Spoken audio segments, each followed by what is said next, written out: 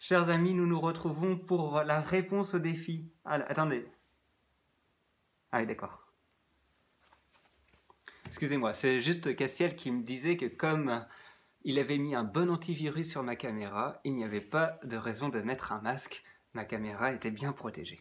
Alors, je réponds au petit défi que je vous ai posé en début de semaine. Jeudi Saint, c'était le dernier repas avec Jésus. Pendant le repas, Judas part livrer Jésus pour 30 pièces d'argent. Et Jésus, après le repas, il part au jardin des Oliviers, appelé aussi jardin de Gethsémani, où il va prier pendant que ses apôtres vont dormir. Et il va dire, Père, que cette coupe s'éloigne de moi, cependant, ne fais pas ma volonté, mais la tienne. Finalement, il fait nuit et Judas arrive avec toute une troupe armée jusqu'aux dents. Et comme il fait nuit, ils prennent une lanterne pour s'éclairer, sinon ils prendraient des grosses gamelles. Ils arrivent vers Jésus, ils l'arrêtent. Et Saint-Pierre, il dit non, mais ça marche pas. Il prend son épée et il coupe l'oreille droite du serviteur du grand prêtre. Et Jésus dit non, mais attends, qu'est-ce que tu fais là ? Si j'avais voulu me défendre, j'aurais appelé mes anges et ils se seraient battus pour moi. Et donc, il dit, range ton épée, il guérit l'oreille, et Jésus est emmené devant le grand prêtre dans le palais, où ça va pas très bien se passer, puisque à un moment donné, Jésus donne une réponse, et là, le serviteur du grand prêtre met une grosse gifle à Jésus.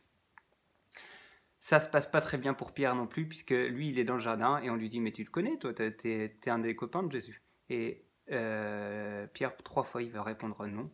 Et la 3e fois, le coq, il va chanter. Et là, Saint-Pierre se souvient des paroles de Jésus. « Avant que le coq n'ait chanté, tu m'auras renié 3 fois ». Et donc, Pierre s'en va et il pleure. Pour le palais du grand prêtre, je crois que c'est bon. Jésus s'en va ensuite, enfin il est conduit chez les Romains, devant Ponce Pilate. Ponce Pilate qui lui dit « Je suis innocent de la mort de cet homme, je m'en lave les mains ».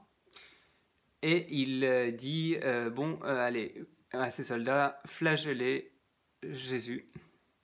Donc ils vont l'attacher d'abord sur une colonne pour flageller. Les Romains, ils attachaient le supplicié à une colonne. Ensuite, ils le flagellaient avec un fouet, un martinet.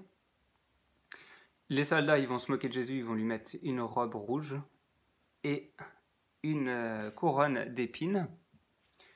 Et ils vont le frapper. Alors on peut voir aussi cette main, là, comme la main des soldats qui frappent. On peut voir aussi la main de Ponce Pilate qui se lave les mains aussi. Ok.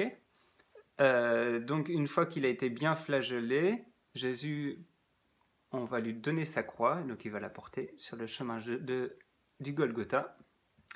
Et sur le chemin du Golgotha, il rencontre les saintes femmes, dont Véronique, qui va prendre un linge, qui va essuyer le visage de Jésus, et ce visage de Jésus va s'imprimer sur ce linge.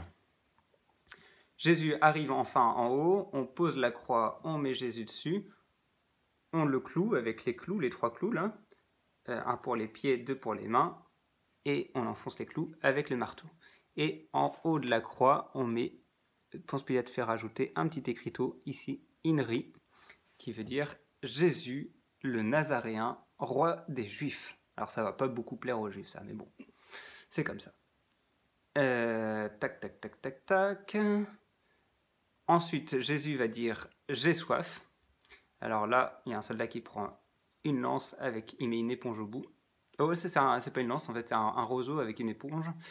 Il la trempe. Alors on peut dire que ça aussi c'est le récipient pour la boisson vinaigrée. Il la trempe dedans. Il donne à boire à Jésus. Et puis après, pendant ce temps-là, eh bien les soldats qui aiment bien jouer, qui ont des dés avec eux, là, ils se disent on va pas déchirer la tunique, on la joue au sort. Et donc ils la jouent au sort. Voilà. Jésus meurt et on avait l'habitude de couper, couper ce qui retenait les pieds des suppliciés pour qu'ils se brisent les jambes et qu'ils meurent plus rapidement. Et donc là, le soldat, il dit non, mais il est déjà mort, mais je vais vérifier qu'il soit mort. Donc il prend sa lance, il l'enfonce dans le côté droit et il arrive jusqu'au cœur. Et là, du cœur jaillit du sang et de l'eau qu'on retrouve dans la coupe. Jésus est mort et Joseph d'Arimathie vient voir Ponce Pilate et il dit je peux récupérer le corps, j'ai un nouveau tombeau. Il dit ok, ça marche. Donc il prend l'échelle, il retire les clous avec la tenaille et il descend le corps de Jésus, il le met au tombeau et dans ce tombeau il va rester 3 jours, le temps de descendre aux enfers, c'est-à-dire le lieu où il y avait tous les morts, pour leur ouvrir les portes du paradis. Et le 3e jour, eh bien, c'est la résurrection. Donc, je vous remercie pour votre participation. J'espère que j'ai rien oublié. Ça fait quand même le 10e enregistrement que je fais, alors j'en peux plus. Je vous souhaite un bon vendredi saint. Priez bien, c'est important de prier en ce jour où Jésus a donné sa vie par amour pour vous. Samedi, jour de grand silence, et dimanche, ça sera la fête. À très bientôt. Portez-vous bien.